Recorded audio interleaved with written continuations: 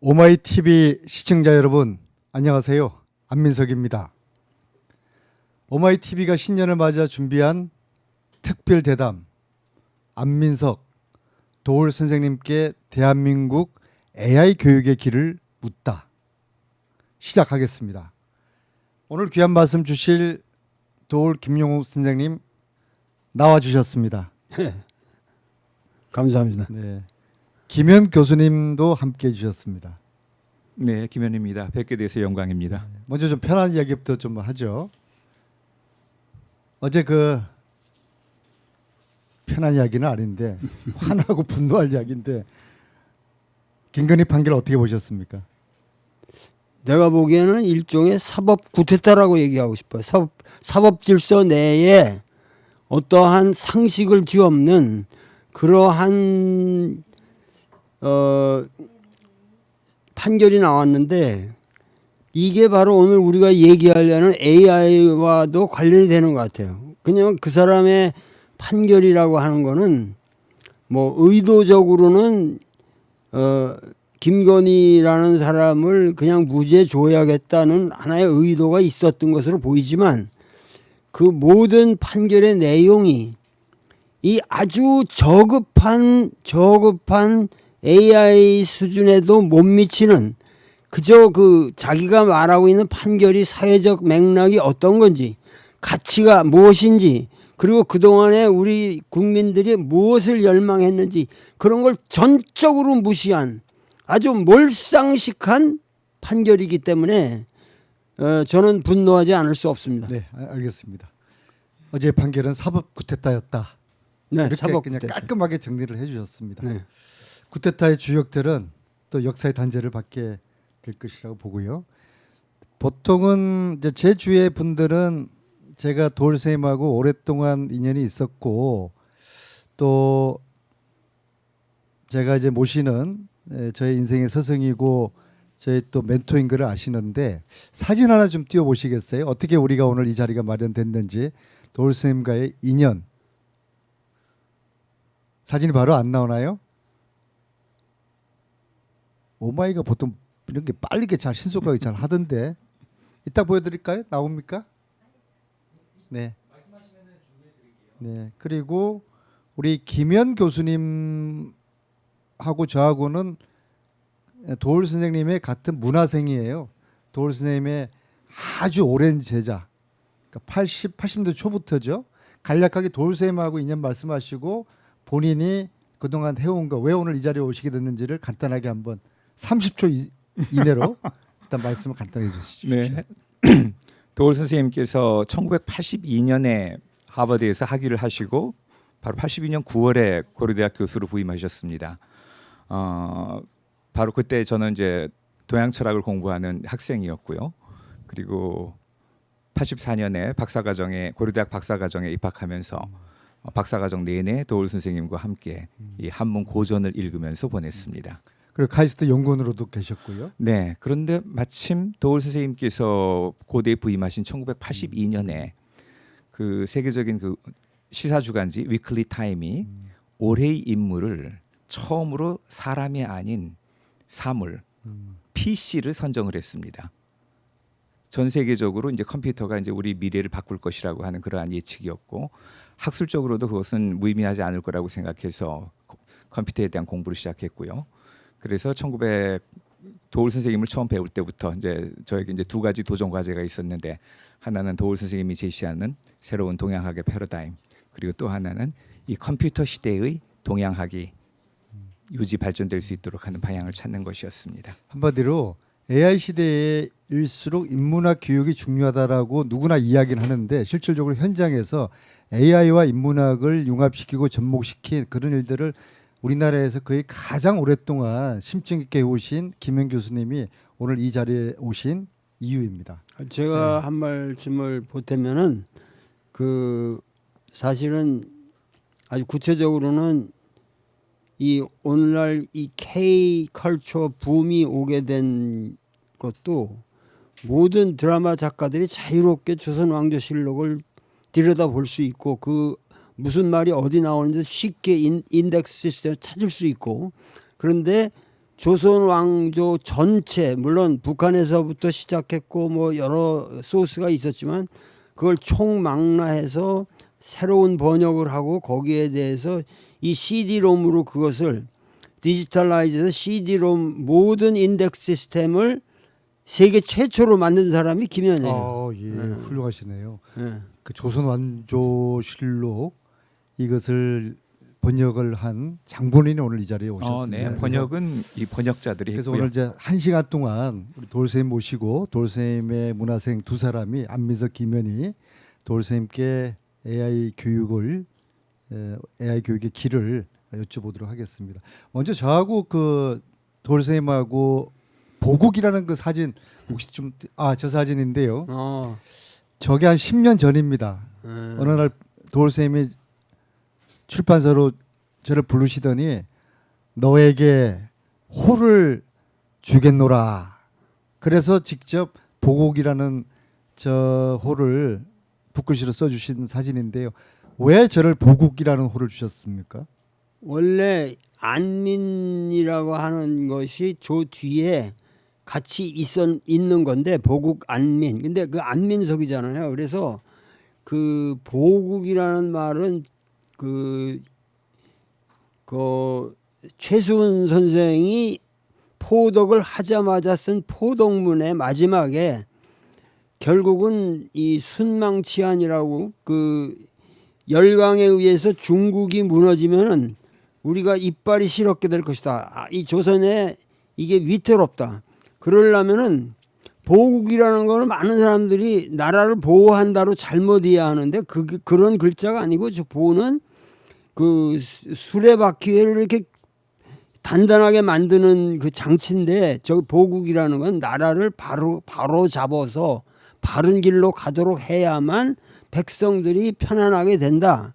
그런데 마침 안민석의 그 위에 두 글자가 안민이기 때문에 호를 보국이라 하라. 그래서 보국 안민이라고 하는 동학의 그 명제를 그대한테 준 거죠.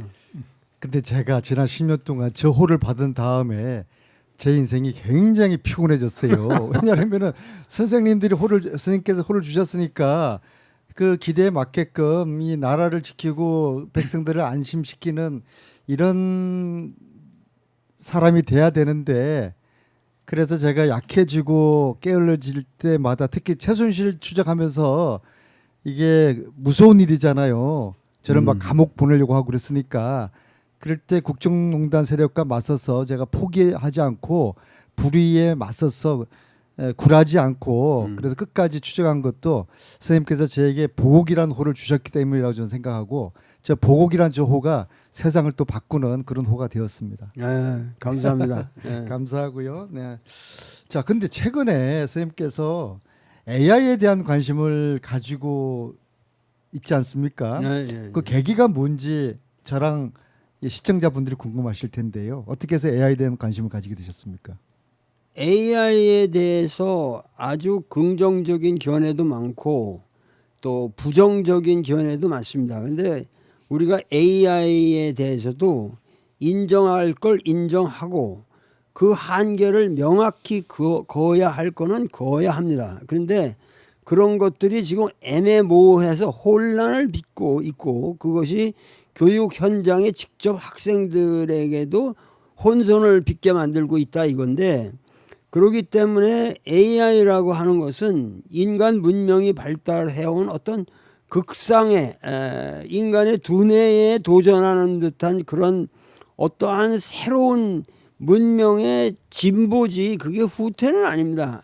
그래서 앞으로의 과제는 AI를 이 상대로 어떻게 한다는 게 아니라 AI를 어떻게 교육시키느냐.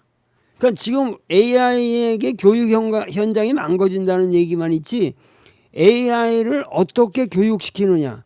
그 AI의 교육에 관한 고단위의 담론이 우리나라에 없단 말이에요. 그래서 그런 것을 내가 답답하게 생각해서 우리 김현 교수와 더불어 이런 점을 우리 고전을 모델로 해서 새로운 AI 프로 패러다임을 제시해야만 하겠다. 그래서 고전 AI 고전 번역학이라는 어떤 새로운 학문을 탄생시킨 겁니다. 우리 시대의 석학이시자 위대한 철학자이신 도올 선생님께서 AI에 대해서 관심을 가지고 있다는 이 말씀은 이 시대 하나의 또 변곡점이 되시는 그런 발언이라고 생각이 되는데요. 김영 교수님이 보실 때는 이 선생님께서 지금 AI에 대해서 관심을 가지는 이 의미를 그리고 앞으로 선생님께서 이 시대에 하셔야 될 역할에 대해서는 어떤 좀 기대를 하고 있습니까? 네, 실제로 지금 도울 선생님께서 정확하게 말씀을 해주셨는데요. 우리는 AI를 이용한다고 생각하고 그리고 모든 이 교육에 있어서 그 AI 시대에 대비하는 교육이 어떻게 청소년들한테 AI를 쓸 수 있게 하는가 하는 이런 데 맞춰져 있는 것 같아요.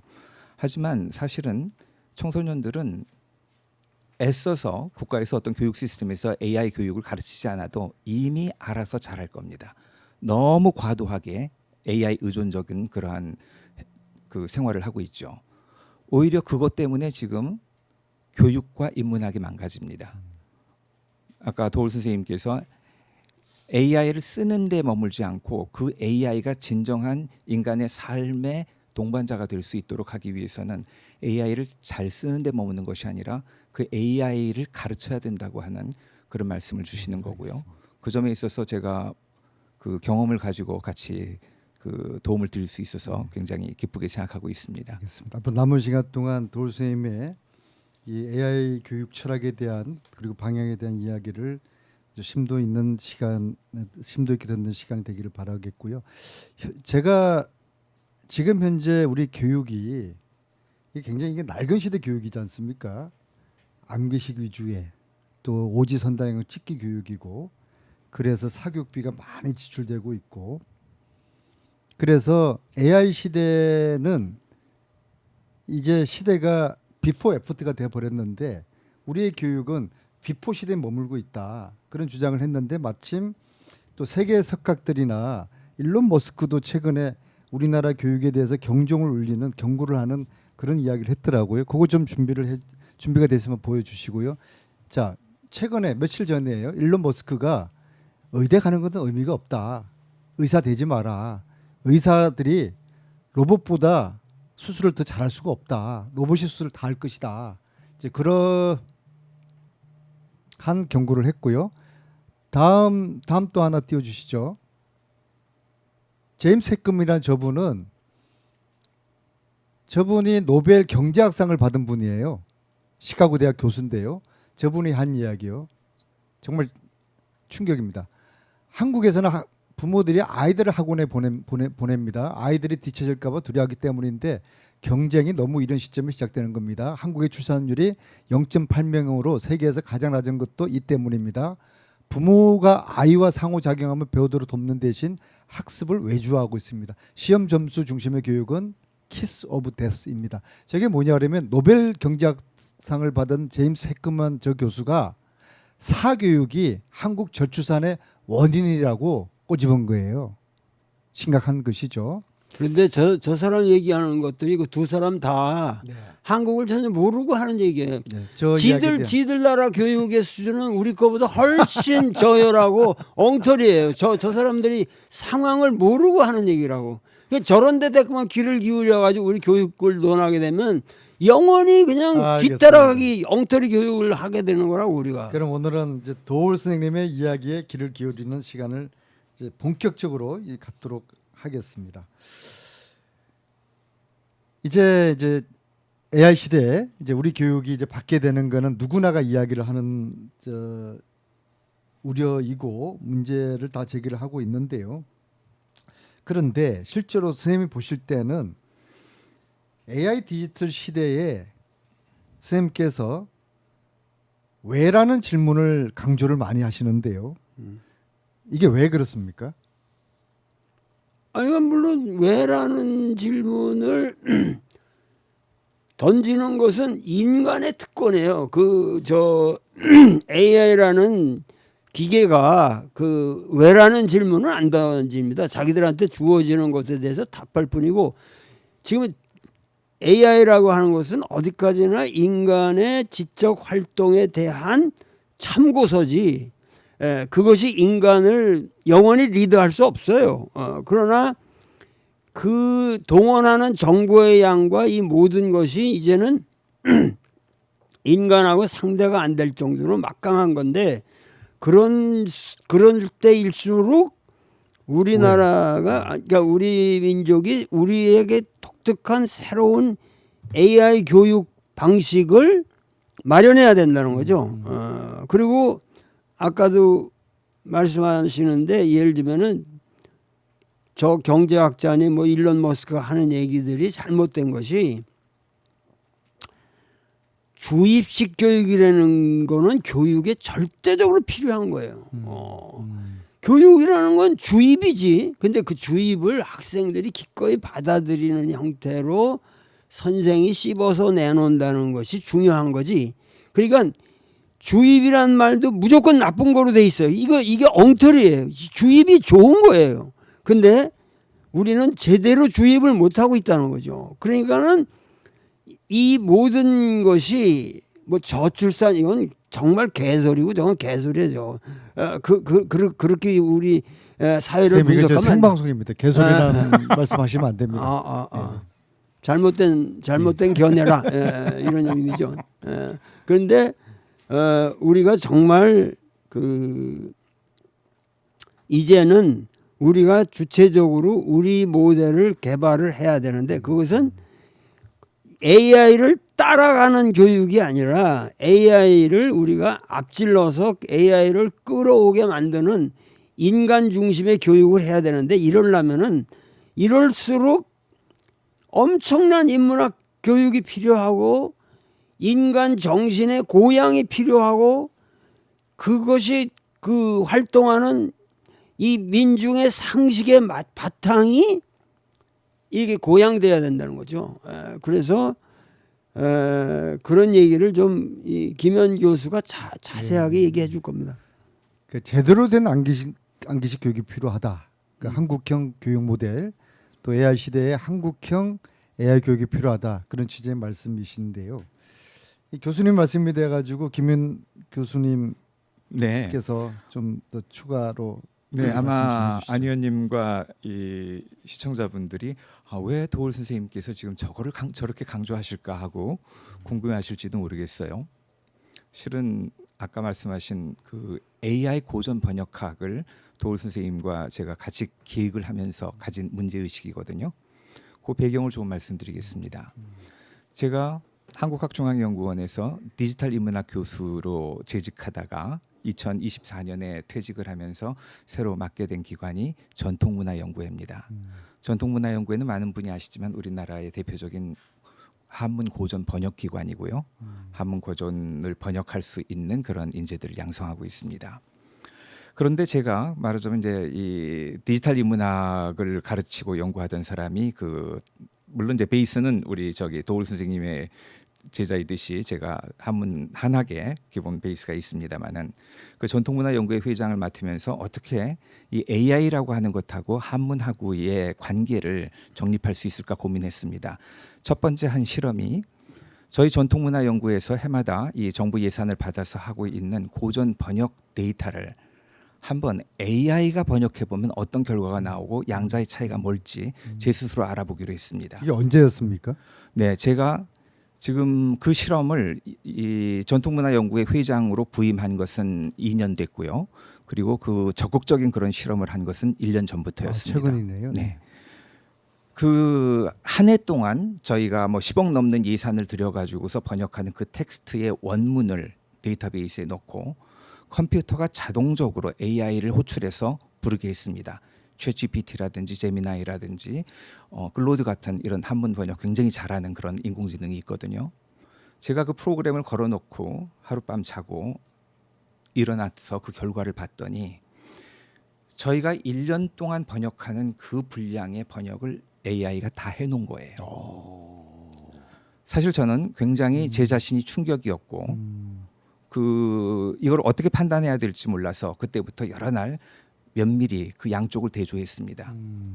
우리 어떻든가요? 대표적인 한학 번역가들이 번역한 그런 번역 텍스트하고 AI가 번역한 거. AI가 번역한 거하고 처음에 볼 때는 누구나 다 놀라요.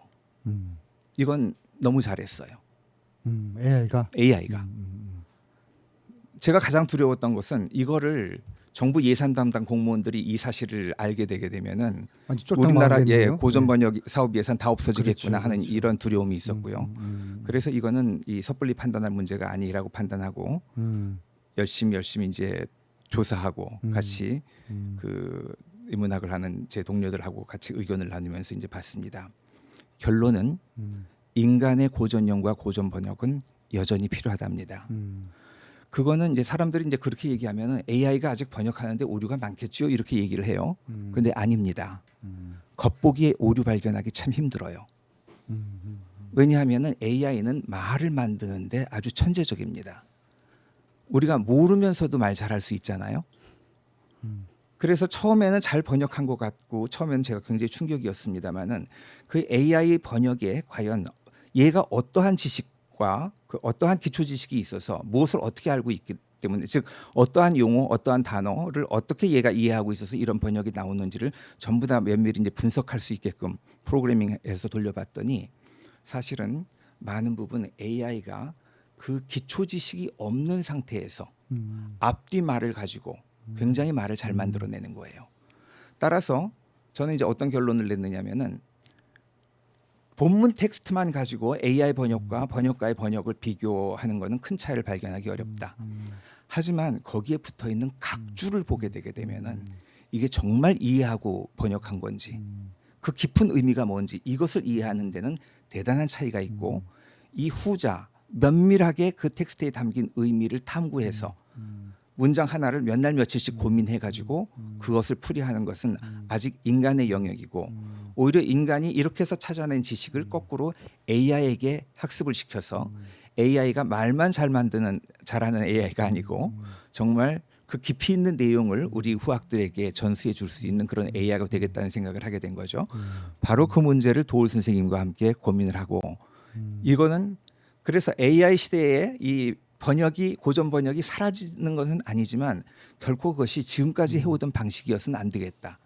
새로운 방식이 필요하고 그 새로운 방식의 고전 번역의 길을 열어주는 것은 도울 선생님께서 같이 힘을 보태고 열어주셔야 될 거라고 생각을 하고 그걸 진지하게 의논을 드렸던 겁니다. 네, 그러니까 AI가 전문 번역가보다 속도는 빠르지만 이 깊이와 또 제대로 된 번역은 한계가 있다. 그 그렇죠. 말씀이시고요. 그러니까 아직까지는. 그 AI가 여태까지 해온 것에 대한 그 이 국가 인식이 뭐냐면 국가 사업 추진 인식이 기본적으로 파운데이션이랄까 그 펀더멘탈 모델이라고 그러는데 AI한테 지식을 확장시켜주는 그런 이 수평적 확산만 생각을 하고 있어요.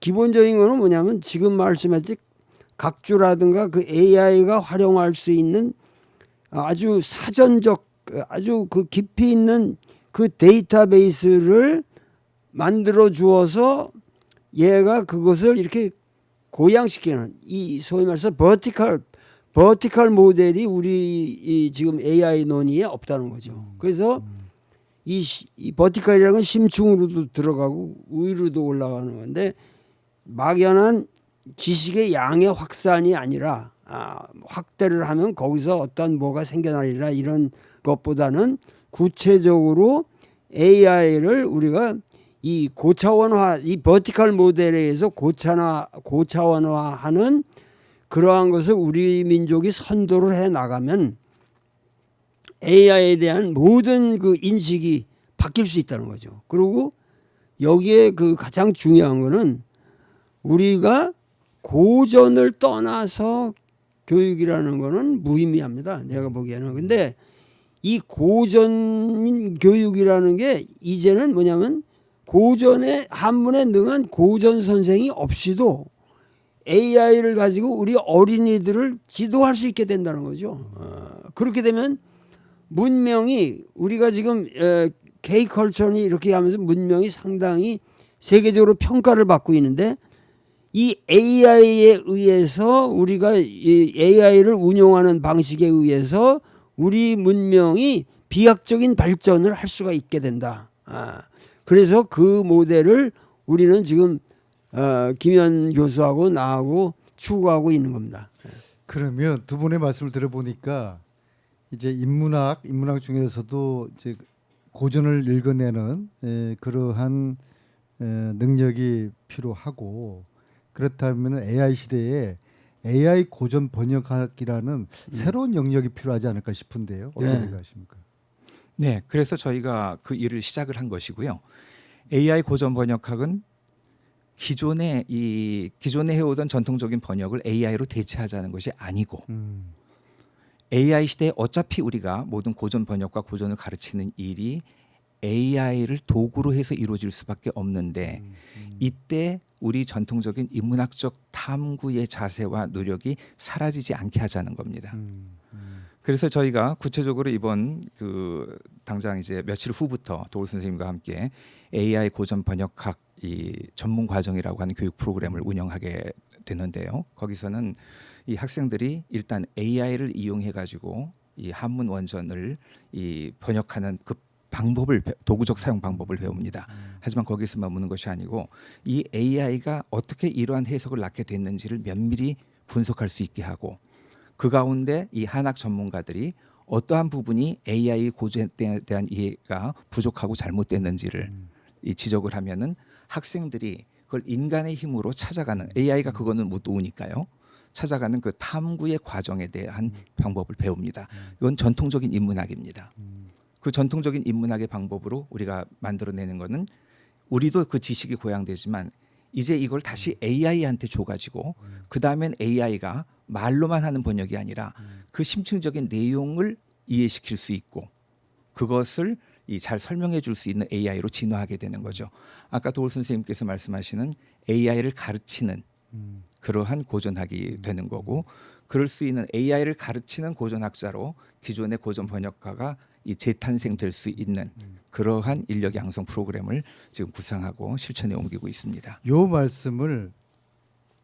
말씀이 고전학과 AI의 결합인데 요걸 좀 더 발전시키면 교육과 AI의 결합으로 이야기를 이어갈 수 있을 것 같습니다. 그래서 그렇죠. 본론으로 그럼 이제 도울 선생님께서 그래서 이 AI 시대에 이 교육을 어떻게 접목시킬 것인가 거기에 대해서 좀 말씀 먼저 좀 부탁드립니다. 우선 아까 그 김현 교수의 말씀의 그 배경이 되는 것은 뭐냐면은 우리가 여태까지 살아온 역사의 모든 문화 전통이 한문으로 쓰여져 있어요. 근데 그것이 한글화된 게 지금 2~3%도 안 된단 말이에요. 그러니까는 97, 8%의 거대한 문화유산이 완전히 이렇게 잠겨져 있는 거예요. 그러니까 이번에 이러한 AI의 등장으로 이 문을 열어주는 이런 역할이 되는 것이고 이렇게 되면 우리 문명이 비약적인 발전을 하게 돼요. 그리고 모든 학문의 그 오류 같은 것도 잡아지게 되고 그런데 이 AI 시대의 그 학생들에게 제가 말씀드리고 싶은 거는 교육이라는 거는 이 액티비티 오브 소트 이 사고의 활동 이거이 있고 또 하나는 뭐냐면 크게 말한다면 저는 그 receptiveness to beauty라는 말을 쓰는데 아름다움에 대한 감수성 그리고 humane feeling 인간적인 느낌을 공감할 수 있는 능력. 그러니까 아무리 지식이 많다고 해도 사실은 인간은 지식을 축적한 인간이라고 하는 거는 아무 쓸데없습니다. 아무 그냥 엉터리 판결을 내리는 판사들처럼 그야말로 이거는 지적인 이거는 그러니까 문제는 인간이 교육을 받는다는 거는 이 결국은 지식은 사라져 기억에서 사라져 늙으면 다 없어져요. 그러나 남는 게 뭐냐? 품격이라는 거죠. 우리가 교육을 받는 이유는 인간이 인간다운 품격을 가지고 살아가기 위해서 교육을 받는 겁니다. 그러니까 교육이라고 하는 것은 이러한 품격을 길러주기 위한 것이고 이것이 그 사람의 스타일이 되는 거예요. 스타일. 맛. 공자님 말씀하시기에 인간이라고 하는 게 안 먹는 사람은 없는데 매일 세 끼를 그렇게 먹지만은 맛을 아는 사람은 없다. 선생님이 보실 때 우리나라 지금 아이들이 품격을 갖춘 교육을 받고 있다고 생각하십니까?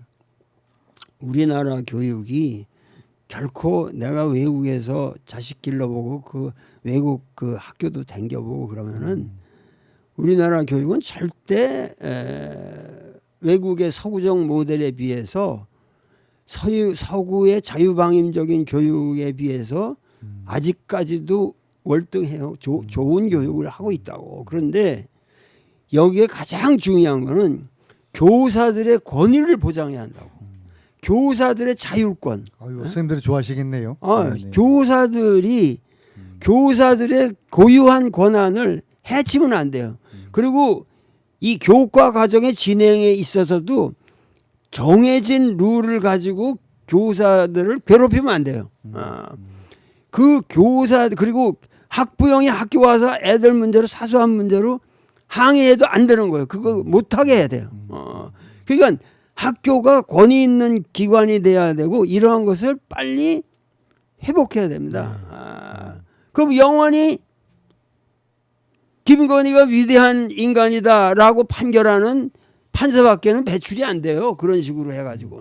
그러니까 지금 우리나라는 정말 이거는 엄청 왜 이렇게 아무리 저게도 하다못해 이 보세요. 이 트로트 요새 뭐 가왕 1등 가왕전 뭐 이런 걸 하는 걸 내가 좀 이렇게 봐도 그렇게 대중가요를 잘 부르는 사람들 대부분이 한 해프는 국악 베이스예요. 전부 판소리 출신이에요. 그러니까 우리나라의 목소리는 사실 우리나라의 목소리는 판소리에서 다 나오는 거예요. 그러니까 이 전통이라는 거를 모르면은 이게 아무것도 안 된다는 거예요. 그러니까는 이 예술이나 모든 면에 있어서도 이 고전 교육이 필요한 것이고 이러한 것을 여태까지는 선생들이 한문을 다루지 못하니까는 못했는데 이거를 AI를 통해서 쉽게 번역하게 하고 그걸 놓고 학생들하고 토론할 수 있는 그런 장이 이제 열린다는 거죠. AI 시대에 토론 교육이 중요하다는 말씀을 이제 좀 해주시고 계신데요. 제가 이제 최근까지 미국의 이제 UC 버클리 대학에 있으면서 실리콘밸리에 있는 전문가들을 좀 만났어요. 그 중에 제가 아주 인상적인 한 분을 만났는데 한국 사람이에요. 29살 청년인데 스탠포드 대학에서 컴퓨터 사이언스 거기가 스탠포드 대학에서 가장 세거든요. 컴퓨터 사이언스가 컴퓨터 사이언스에서 수석 졸업한 한국 청년이 있어요. 이름이 박준원입니다. 이름 공개도 됩니다. 이 친구를 만났는데 동서양 고전에 대한 지식이 너무나 해박해요. 그래서 제가 아니 자네는 고등학교 때까지 책을 많이 읽었나 보다. 그러니까 아닙니다. 스탠포드 대학에서 AI 교육의 근본이 고전 읽는 겁니다. 이 대학교 1학년 때부터 스탠포드 학생들 AI 전공한 학생들에게 일주일에 한 권씩의 고전 번역서를 읽히고 거기에 대해서 토론을 하게 한다는 거예요. 그래서 AI 전문가 이전에 고전을 많이 읽은 그런 청년을 보고서 너무나 부럽고 야 이게 교육이 이렇게 돼야 되구나. AI 시대에 인문학이 고전을 읽는 게 이렇게 중요하구나. 그렇게 제가 느꼈습니다. 이런 모든 논의를 스타트하게 만든 장본인 스티브 잡스가 집에서 절대 자기 자식들한테 이거 스마트폰을 안 줬다는 거예요. 안 사줬다는 거. 안 사줬고 걔들이 안 와. 그리고 시간이 있으면 나가서 뛰어놀아라. 그래서 우리 체육대학 출신이잖아요. 우리 안ben석 의원이. 그러니까는 내가 요구하는 거는 여운형 선생의 훌륭한 점이 뭐냐. 모든 교육의 근본은 체육이다 그랬어요. 그분은. 그래서 이거 억센 조선을 만들지 않으면 안 된다. 그때는 강한 조선이라고 그러면 이제 일본 사람들이 그 탄압이 들어오니까 그 말을 억센. 그 청년들이요, 젊은이들이 억세어라 그랬거든요. 근데 우리나라는 이 교육의 근본이 세 가지로 압축된다고 생각합니다. 뭐냐면 제일 중요한 거는 역사를 바르게 가르쳐야 돼. 우선 뭐 역사를 바르게 알아야 되고 그 다음에 수학이라는 건 현대 사회에서 아주 기본입니다. 그 다음에 체육입니다. 이것이 우리나라 교육의 앞으로 가장 중요한 이것이 되어야만 우리 민족이 살 길이 있다. 이렇게 생각합니다. 알겠습니다. 사실 지금 하신 말씀은 플라톤이 똑같은 이야기를 했던 거고요. 그래서 이제 그 옛날이나 지금이나 아이들의 신체 활동 교육, 그 다음에 수리력을 높이는 교육, 그 다음에 이 세상을 읽는 역사 교육 이런 것들은 굉장히 중요하고요. 제가 그래서 UC 버클리 있으면서 1시간 정도 차를 타고 가면은 실리콘밸리가 가까워요. 제가 있던 데하고 제가 깜짝 놀란 게 실리콘밸리에 있는 학생들, 초중고등학교 학생들, 뭐 부모들이 전부 다 뭐 다 천재들이지 않겠습니까? 뭐 엄마 아빠가 애플 다니고 구글 다니고 그런데 그 실리콘밸리에 있는 초중고등학교에서 학교에서는 스마트폰을 금지하는 법으로 그렇게 하고 있더라고요. 소셜 미디어도 고등학교까지 규제를 철저하게 하고 있더라고요. 그래서 저는 우리나라에서도 우리나라가 아이들이 너무나 스마트폰 의존이 높아서 책을 안 읽어요. 문해력이 떨어져요. 그래서 초등학교하고 중학교까지는 이 스마트폰을 규제를 하고 좀 금지를 시켜야 되겠다. 그런 좀 주장을 작년부터 하고 있습니다. 어떻게 생각하십니까? 그거 법제화 시켜야 됩니다. 법제화 시켜가지고 중학교까지는 그거를 못하도록. 그러니까 이 어린이 교육이라고 하는 것이 정말 중요한 거거든요. 근데 그때에 왜 중요하냐면은 어릴 때는 어차피 뭐 반항하는 사람도 있다 그래도 어른들의 말을 들을 수밖에 없는 의존적 존재예요. 그리고 그러한 시절에 많은 도덕적 가치를 우리가 주입을 안 시키면은 개망난이가 되는 거예요. 그러니까 커서는 못 잡아요. 그러니까 어릴 때 잡아서 크면서 풀어줘야 돼요. 근데 어릴 때 풀어놓고 커서 조이려고 지금 이러니까 나라가 안 돌아가는 겁니다. 그렇기 때문에 항상 어린이 교육은 부모가 책임 있게 도덕적 가치를 주입시켜야 된다. 그래야 집안이 살고 우리나라가 살고 모든 학문이 삽니다. 그러니까 그런 프로그램에 반드시 지금 말씀할 때도 이 건강한 신체를 기르는 체육이 들어가야 된다는 거죠. 그래서 제가 다음 주에 그 경기도 교육감 후보 등록을 하는데요. 경기도. 예, 1호 공약으로 이 초등학교, 중학교 스마트폰 사용 금지 학교에서 이걸 제가 도올 선생님의 지금 말씀을 따라서 그걸 제가 1호 공약으로 하면은 학부모와 교사들이 좋아할 것 같아요. 할까요, 말까요? 해야 돼요. 해서 알겠습니다. 뭔가 1호 공약 정해졌습니다. 새로운 그 왜냐하면 전기를 마련해야지. 스마트폰을 쓰면 아이들이 책도 안 읽고 운동도 안 해요. 운동장에서 친구들끼리 모여가지고 스마트폰 게임하고 있습니다. 그래서 미국에서는 재작년에 아마존 베스트셀러 1위 책이 있어요. Anxious Generation, 불안 세대라는 책인데요. 이 책의 결론이 아이들의 손에서 스마트폰을 작동하는 시간은 아이들의 뇌가 망가지는 시간이다. 예, 그런 그 책이 미국에서 아주 베스트셀러로 지금 읽히고 있습니다. 자, 그러면 우리 김현 선생님께서 구체적으로 제가 이제 들어오기 전에 이제 경기형 AI 교육에 대한 좀 말씀을 나눴는데요. 지금 현재 AI 교육에 대한 준비도 안 돼 있고 또 여기에 대해서 말로만 그렇지 좀 구체적인 대안이 너무나 부족하다는 그런 우려를 많이 하시는 것 같은데요. 그래서 우리 전문가로서 AI와 이 교육 이 문제를 오랫동안 고민해오시고 해오신 우리 김현 교수님께서 경기형 AI 교육, 그러니까 경기 교육감에게 이런 AI 교육을 시켜야 된다. 좀 말씀을 이런 부탁드리겠습니다. 문제 의식을 이미 갖고 계신 의원님께서 경기도의 교육을 또 이끄신다면은 뭐 매우 긍정적인 그런 변화가 있을 것으로 기대를 해봅니다. 방금 두 분 이야기하셨듯이 지금 어렸을 적에 이렇게 스마트 기기에 몰입하기보다는 정말 이 인간의 어떤 그 신체의 자유로움 그리고 정말 활동적인 그런 사고력 이런 것들을 증진시킬 수 있는 환경 조성이 필요한데요.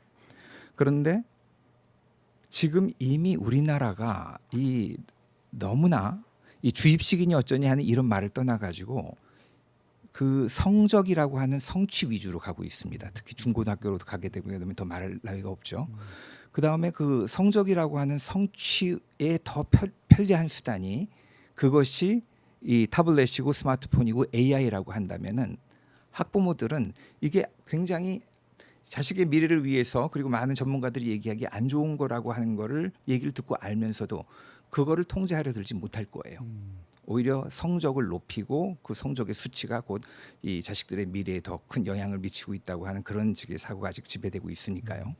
그렇기 때문에 이 스마트폰을 통제하고 하는 이러한 이 조치도 필요하지만 어쩔 수 없이 불가피하게 이 디지털 환경에서 자라날 수밖에 없는 이 학생들을 교사와 학교가 올바로 이끌 수 있어야 됩니다. 말하자면은 학생들이 선생님이 하는 얘기에는 줄을 기울이지 않고 바로 AI한테 물어서 답을 얻고 그걸 따라가는 것이 더 학업 성취가 높다고 한다면 선생님 말씀 안 들어요. 선생님이 먼저 이 AI를 가지고서 AI를 떠날 수 없는 스마트 기기를 떠날 수 없는 학생들과 함께 이 스마트 기기로 그냥 거기에만 의존하는 것이 아니라 자신의 어떤 창의적인 사고력, 진취적인 호기심을 더 키워나갈 수 있도록 하는 그러한 지도를 해야 된다는 거죠. 그러면은 그거는 그냥 말로만 그 교과 과정만 그렇게 한다고 해서 되는 것이 아니라 실제적으로 교사와 학생들이 AI에게 도움이 될 수 있는 정보를 인간의 노력으로 찾아갈 수 있는 그런 환경을 만들어야 돼요. 잘 이해 안 되시나요? 네. 선생님들이 그런 교육을 할 수 있도록 네. 두 가지가 필요할 것 같아요. 기존의 선생님들에 대한 재교육이 필요하고 네. 또 실제로 AI 전문 교사들 양성을 하는 게 필요하고요. 실은 그다음에 그것보다 중요한 거는 지금 학생들이 창의적인 그런 놀이를 하기 위해서 놀이 도구를 주지 않습니까? 예를 들어서 레고 같은 거를 줘가지고 레고를 조립할 수 있게 하고 선생님과 함께 그것을 가지고 재미있게 이 어떤 창작물을 만들어낼 수 있는데 AI 환경에서 그것이 이루어지려고 한다면은 AI 환경 속에 레고와 같은 재료를 넣어줘야 됩니다. 경기도 교육감이 되신다고 한다면은 지금 이미 초등학교 3, 4학년은 모두 그 지역학을 공부하게 돼 있잖아요. 사회과학 사회과학 과목 시간에요.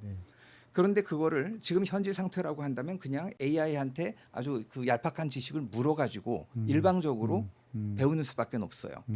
하지만 AI 안에 이 새로운 경기도 이야기를 만들어내고 경기도에서 탐구에 대해서 탐구할 수 있는 많은 이 중간재 성격의 재료들이 있고 그러한 것들을 또 AI의 도움을 받아서 찾고 자기가 조립하고 자기가 새롭게 찾아낸 지식을 또 줘가지고 AI가 그것을 같이 결부해서 좀 더 완성도 있는 그런 지식을 만들어내는 이러한 직접 이 하기 시습하는 그러한 교육이 이루어진다고 한다면은 AI가 바로 인문 교육 본래의 그런 목적을 훼손시키지 않고 도와주는 역할을 할 수 있을 겁니다.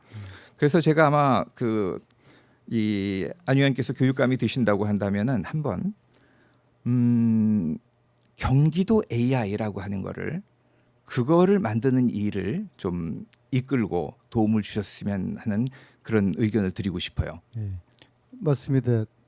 저는 경기도가 경기 교육이 바뀌면 대한민국 교육이 바뀐다는 그런 신념을 가지고 있습니다. 과거에 김상근 교육감 시절에 무상급식이라든지 학생 인권 조례라든지 혁신 교육 또 저희 오산에서 시작했던 생존 수영 이게 다 경기도에서 시작해서 전국으로 확산된 것이거든요. 지금은 경기도 교육이 방향을 잃었죠. 그래서 이 지금 길을 못 찾고 있는 AI 교육이 경기도에서 방향을 찾고 모델을 만든다 그러면은 전국으로 확산되고 대한민국 교육이 바뀔 것이다 그런 생각하거든요. 네. 그래서 이번에 그 경기도 교육감 되는 사람은 이 AI 교육에 대한 정확한 인식과 실천 의지와 추진력을 가진 사람이 필요하다라는 그 현장의 목소리를 이제 많이 듣고 있는데요. 네. 교육감이 네. 교과 과정을 만들 수 있는 권한을 가지고 있어요. 음. 그래서 이 AI 시대에 맞는 네. 교육과 AI를 결합한 이런 교과 과정의 새로운 편성이 신속하게 돼야 되고 그것을 가르칠 수 있는 교사들이 또 필요한 것이고 네. 지금의 우리 교사들이 굉장히 훌륭해요. 네. 이분들에게 권위도 부여해주고 선생님 말씀하신 것처럼 교권 회복도 빨리 시켜주면서 이 우리 훌륭한 교사들이 AI 교육 시대에 빨리 적응해서 네. 아이들을 AI 시대에 맞는 인재를 육성할 수 있도록 그러한 시스템이 경기도에서 나야 되고 좀 많이 좀 도와주십시오. 네, 그 뜻을 갖고 계시니 제가 정보 한 가지 드리겠습니다. 한국학중앙연구원에서 그 20여 년 전부터 향토문화 전자대전이라고 하는 걸 편찬했거든요. 경기도 지역도 역시 그 안에 포함돼서 지금 현재 경기도 시군 31개 시군 가운데 한 12개 시군에 대해서 그 지역문화 백과사전이 만들어져 있습니다. 그리고 이제 제가 그 프레임워크를 설계를 하면서 이것이 장차 어떤 인공지능의 데이터가 될 수 있도록 그 모든 이 정보를 XML이라고 하는 이 기계가 읽을 수 있는 그 안에 있는 모든 인명, 지명 그리고 뭐 자료, 서명 이런 것들이 전부 다 이제 명시적으로 이건 사람 이름이야, 뭐 이건 책 이름이야 이런 것이 이제 표시될 수 있는 데이터를 말하는 거거든요.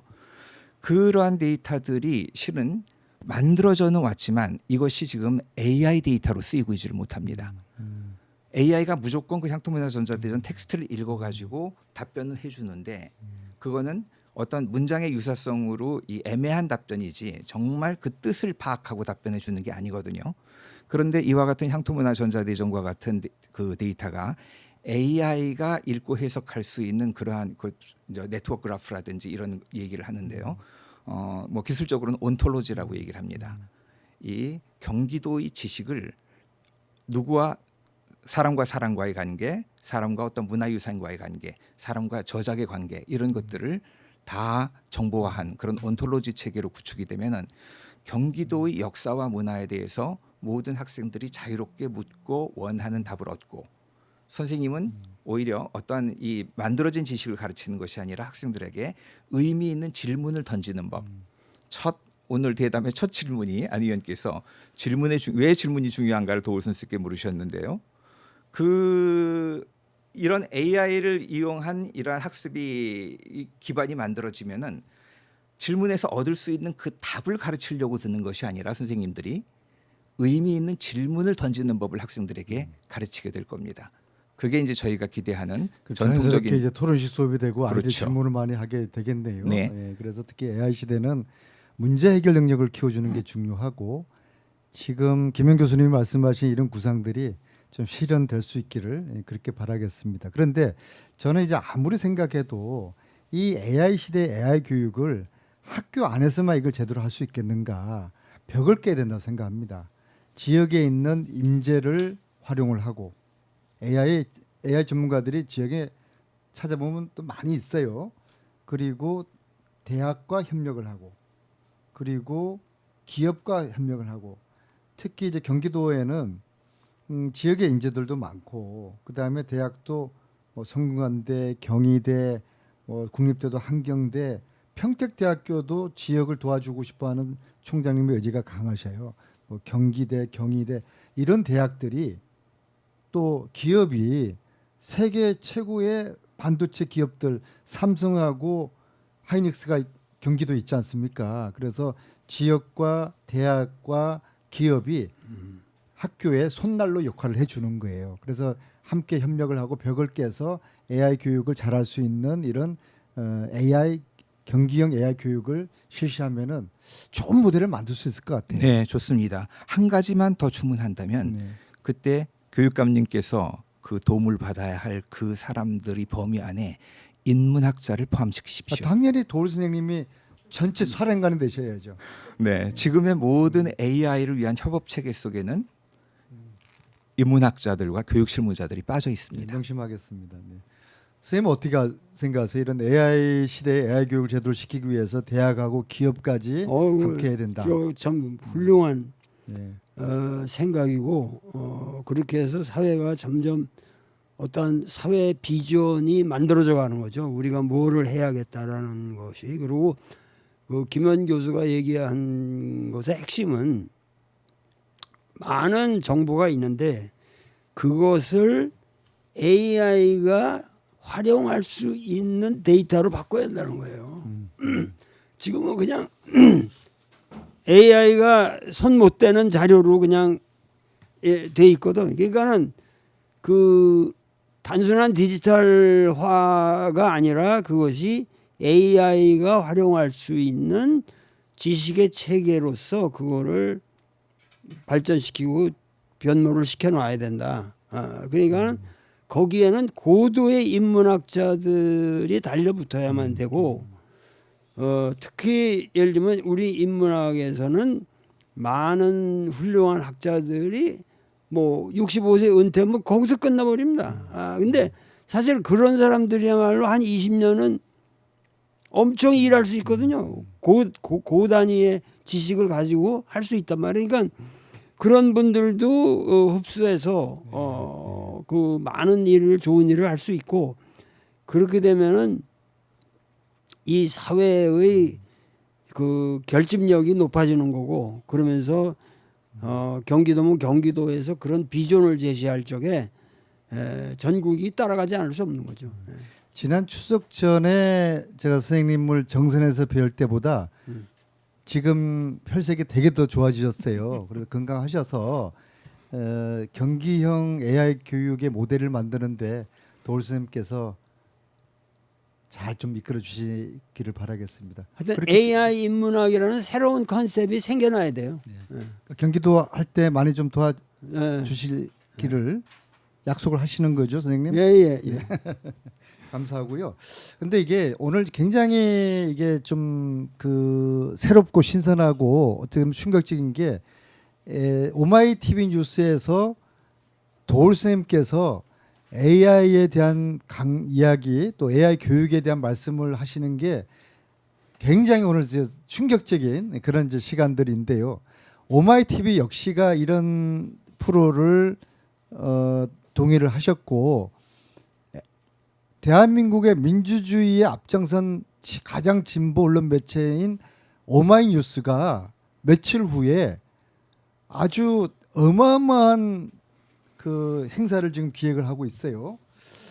그게 뭐냐고 그러면은 좀 띄워줘 보세요. 저건데요. 저 김민석 총리가 이 어마어마한 분하고 토론을 같이 이제 하는 것을 오마이가 지금 기획을 이제 하고 있습니다. 실리콘밸리의 양심이라고 부르죠. 저기는 안 나타났는데요. 전 구글의 윤리 담당 최고 책임자 트리스탄 해리스. 저기 있는데 가운데. 저기 있네요. 트리스탄 해리스 저분이 AI 윤리 담당을 구글에서 아주 최고의 책임자로 굉장히 유명합니다. 그래서 실리콘밸리의 양심이라고 불리고요. 그 3,800만이 봤던 넷플릭스 소셜 미디어의 주인공이 바로 트리스탄 해리스입니다. 저분을 모시고 김민석 총리가 대담을 합니다. 김민석 총리가 아주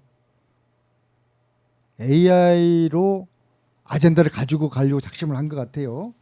그래서 김민석 총리와 트리스탄 해리스 AI 시대의 길을 묻다 저걸 AI 저 프로그램 저 행사를 오마이뉴스가 주최한다는 것은 이 시대가 지금 얼마나 지금 크게 바뀌고 있냐를 단적으로 이야기를 해주는 것이고요.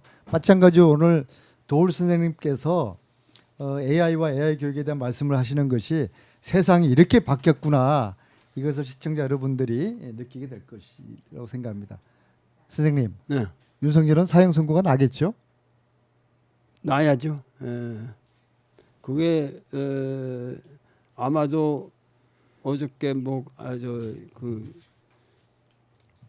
김건희 판결에 국민적인 분노가, 난 사법부가 예를 들면은 요새 저 프로보노인가 하는 드라마가 있어요.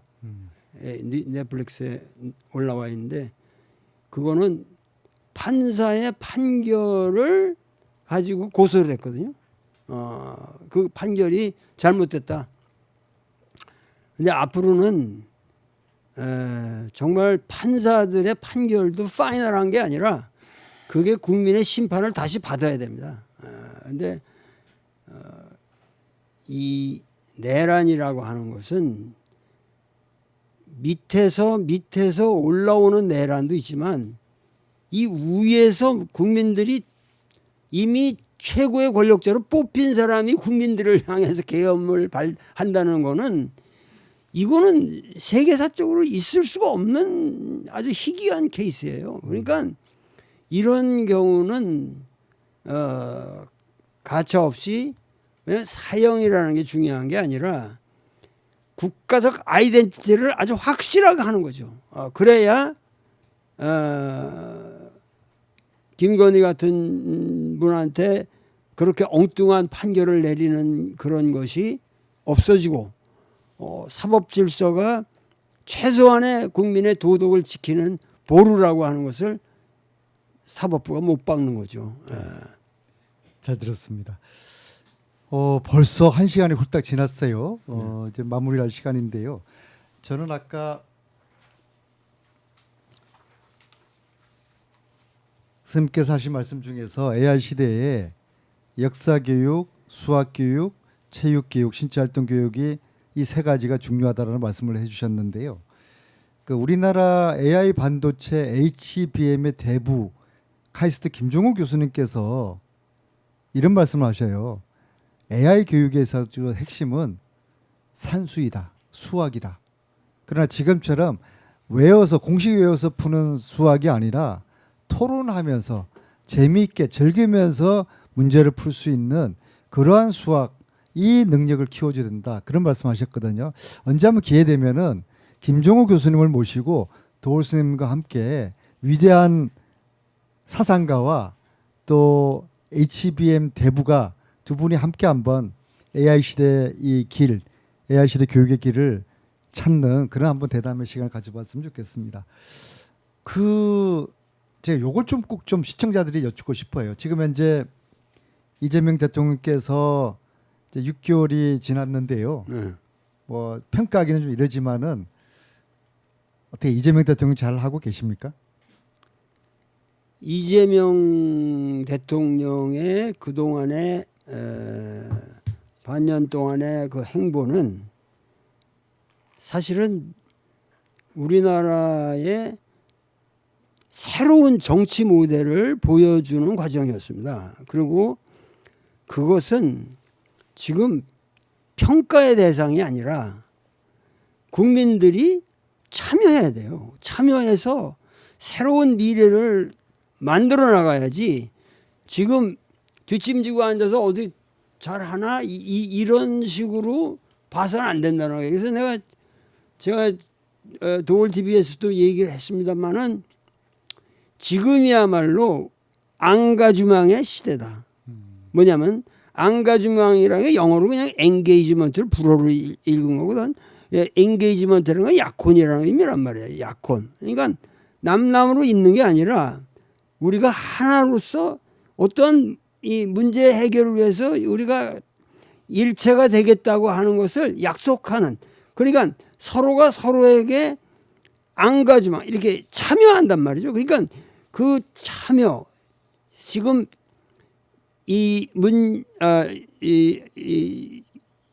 이재명 대통령은 국민의 참여를 하고 모든 과정을 공개하고 이것이 과거에 생각도 못했던 거라면 그럼 국민들이 이러한 대통령을 우리가 또 그 이재명 대통령에게 참가해서 새로운 모델을 만들어내는 이 지금 우리 국가가 세계적으로 지금 어떠한 위대한 국가로서 평가가 되어가고 있는 이 시점 그리고 코스피가 뭐 5천을 넘어가고 있는 이런 시점에서 이 국가의 이 국격을 높이는 국민들의 품격이 필요한답니다. 근데 지금 이런 걸 놓고 아직도 길거리에 그 아주 형편없는 플라카트가 날리고 있고 모든 사태를 편당적인 갈라치기에서로 보려고 그러고 이렇게 되면은 안 된다는 거죠. 그래서 나는 이재명 대통령에게는 분발하시고 아주 힘있게 국민들의 지지를 믿고 소신 있게 도덕적인 판단을 밀고 나가시기를 바랄 뿐입니다. 네, 감사합니다. 수년 전에 이재명 그 도지사가 이제 제일 처음에 대통령 후보로 나왔을 때요. 아마 이제 2011년 가을로 기억되는데요. 선생님이 야 안민석 나 좀 보자 저를 부르시더니 이렇게 말씀하셨어요. 이재명은 민심이라는 호랑이 위에 등 위에 탄 사람이다. 이재명은 민심이라는 호랑이 등 위에 올라타 있는 사람이다. 지체 없이 주저 말고 안민석은 이재명을 도와야 된다. 그렇게 해서 제가 이재명 후보를 열심히 제가 도우게 됐어요. 예. 그게 그때 그 순간이 기억나네요. 자 이제 마무리하도록 하겠습니다. 우리 그 도울 선생님과 김현 교수님 두 분이 이제 앞으로 우리나라 대한민국이 또 교육을 통해서 대한민국의 새로운 미래가 열릴 수 있기를 함께 바라는 그런 말씀을 담은 마무리 말씀 한 말씀씩 부탁드리겠습니다. 네. 우리 저 김현 교수님부터. 네. 인공지능을 가르치는 인문학 얘기를 했더니 네, 주위 분들이 지금은 가르치지만 언젠가 인공지능이 그걸 다 배우게 되면 더 이상 가르칠 게 없지 않겠어요?라고 질문을 하시더라고요. 네, 맞는 얘기입니다. 우리가 사실 도울 선생님과 제가 오늘 인공지능에게 고전을 가르치고 인문학을 가르치자고 얘기를 했는데 그 가르칠 수 있는 기간이 그렇게 길지 않을 겁니다. 하지만 이때 인간이 그동안 쌓아온 이러한 인문학적 자취를 인공지능에게 앞으로 그것이 10년이 될지 20년이 될지 아니면 그보다 짧은 기간이 될지 모르겠습니다만 그 노력을 했을 때 그 이후의 결과와 그렇지 않고 지금처럼 인공지능에게 수동적으로 끌려갈 때의 결과는 매우 다를 것입니다. 오히려 인공지능에게 더 이상 가르쳐 줄 것이 없는 시대에도 우리가 인공지능을 가르치는 그러한 노력을 기울이면 그 연장선상에서 인간이 계속 주도적인 삶을 살 수 있는 지혜를 발견하게 될 거라고 기대합니다. 네, 감사합니다. 끝으로 우리 도울 선생님께 한 말씀 부탁드리겠습니다. 인공지능은 어디까지나 기계입니다. 근데 이 기계의 뭐 어떤 의미에서 양적인 구조가 인간의 질적인 세계까지 이렇게 비약하고 있다라고 하는 것이 지금 현 시점에 많은 문제인데 그것이 뭐냐면은 인간이라고 하는 거는 어떤 양적인 수치에 의해서 계산될 수 없는 질적인 존재라는 거죠. 우리가 뭐 사물을 장미꽃 하나를 느끼는 감정 이런 거는 뭐 영원히 AI가 할 수 없는 거죠. 그러니까는 이 우리의 심미적 감성에 대한 그 그러니까 오죽하면은 공자가 유교의 전체의 덕목을 인이라는 한 글자로 대변을 했는데 압축을 했는데 그 인이라는 것이 그 결국 센시티비티거든요. 이게 정말 정의에 민감하고 뭐 이 그냥 아름다움에 민감하고 그 인간으로서 그냥 차마 이렇게 할 수 없는 그런 사태에 대해서 그러기 때문에 그러한 인간 존재라고 하는 것은 이 아주 그 기계적인 것에 의해서 따라올 수 없는 심오한 그런 복합체라고 하는 것을 좀 이해하시고 우리가 어디까지나 AI를 이렇게 가르치고 선도하고 그것을 활용해서 인간의 복리와 인간을 보다 정직하게 만들고 이런 것에 아주 기여할 수 있는 그러한 도구로서 만들어 가야 한다는 것이 김현 교수하고 나의 생각입니다. 네, 알겠습니다. 감사합니다. AI는 기계이고 인간은 질적 존재이다. 이제 앞으로 기계와 인간이 함께 융합되는 이제 그런 AI 시대에 선생님의 가르침이 있었습니다. 오늘 선생님께서 많은 말씀하셨지만은 저는 가장 기억에 남는 게 윤석열은 사형 선고돼야 된다. 그 말씀을 해주셨습니다. 자, 이제 오늘 준비한 방송은 여기까지입니다. 도울 선생님께 AI 시대 교육의 길을 묻다 시청해 주셔서 감사합니다. 고맙습니다. 고맙습니다. 네, 감사합니다.